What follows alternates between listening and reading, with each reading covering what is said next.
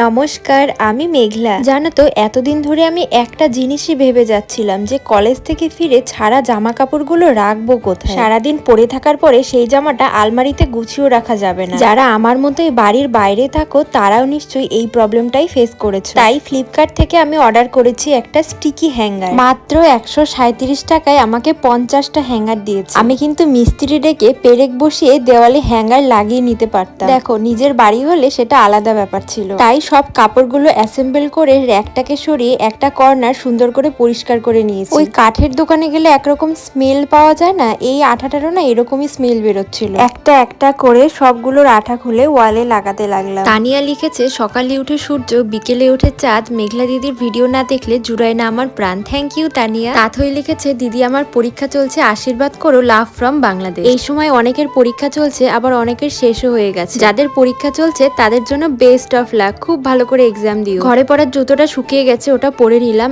And this is the final result. ঘরটাকে না আগে থেকে অনেকটাই সুন্দর লাগছে দেখতে। তোমায় দেখে মনে হচ্ছে আমি সারাদিন তাকিয়ে থাকি, তোমায় পেয়ে আমার মনে উঠছে রঙিন রঙিন পাখি। Thank you Ankita. এই হুকগুলো না একটা বড় সড়ো অসুবিধা আছে, সেটা আমি পরে ভিডিওতে বলবো। আজকের জন্য এখানেই শেষ করছি। রাধে রাধে।